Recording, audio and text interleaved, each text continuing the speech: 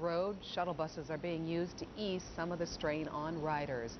Stay with Fox Chicago News for continuing coverage of the local flooding emergency. We'll have more pictures of flooded out areas, and Mark Strell will update the forecast and rain totals throughout the newscast. And now on to Hurricane Ike. It's weakened to a tropical storm, but not before it did plenty of damage. In Galveston, Hurricane Ike roared ashore this morning, bringing winds topping 100 miles an hour. And a storm surge that flooded thousands of homes and buildings. Roads are washed out across the area, and an estimated 3 million people are without power. Ike also pounded Houston, but residents there have been told not to evacuate. City officials want to avoid potentially deadly gridlock. The city's skyscrapers suffered considerable damage.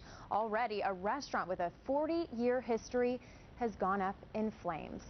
And Ike landed near the nation's biggest complex of refineries and petrochemical plants. 17 refineries in Texas have been closed down, but it appears damage was spared to most of them. Craig Boswell has the latest from Galveston. Hurricane Ike blasted the glass on several of Houston's skyscrapers and forced the closing of some downtown streets. It's also being blamed for at least 2 deaths, and that number could grow as search and rescue teams look for people who refused to evacuate when the massive storm came ashore. Downtown Houston mostly deserted tonight. Police sealing off streets littered with broken glass from hundreds of shattered windows in the state's tallest building. Jagged panes raining down during the height of the storm. The entire street was clean, and then all of a sudden it was covered in glass, probably an inch thick of glass all the way across the entire street. On the Texas Gulf Coast, more devastation. Homes and businesses flooded or battered beyond recognition. Hurricane Ike roaring in over Galveston Island with winds of 110 miles per hour. The storm surged less than feared, topping out at 13.5 feet. But Ike's impact still severe, with levees breached, roads swamped, trees, signs, and power lines down, and electricity cut to millions of people. Power and utilities are out throughout a number of counties, including Galveston, Harris, Chambers, Orange, Jefferson, and initial reports indicate very heavy damage to the infrastructure. An estimated 2.3 million evacuated low-lying areas in Texas and Louisiana, but thousands of others ignored warnings and stayed behind. Now, a massive search and rescue operation is underway. We have state helicopters, we have Coast Guard helicopters, we have Department of Defense helicopters, all out there trying to rescue people, particularly in the Galveston area where we have large groups of people who did not evacuate like they were told to do so.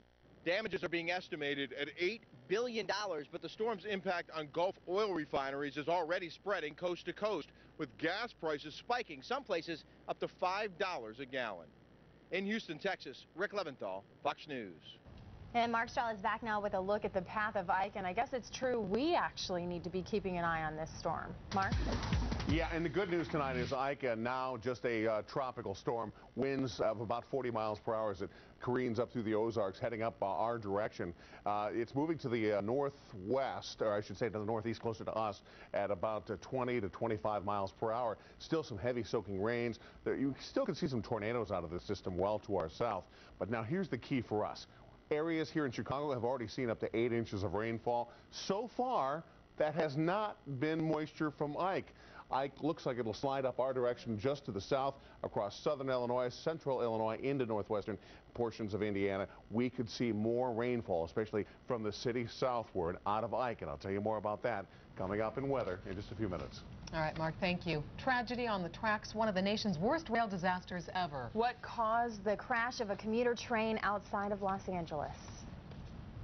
There was a lot of blood and a lot of things that I don't want to see again. We'll tell you about the effort to recover victims and why the death toll is expected to climb even higher. And a wild police pursuit on local expressways and streets. How and where it ended. And right now you're looking at live Doppler radar and the stormy weather passing through our area. Mark Strell is coming back with more on rainfall totals and when we can expect the sun to come out again.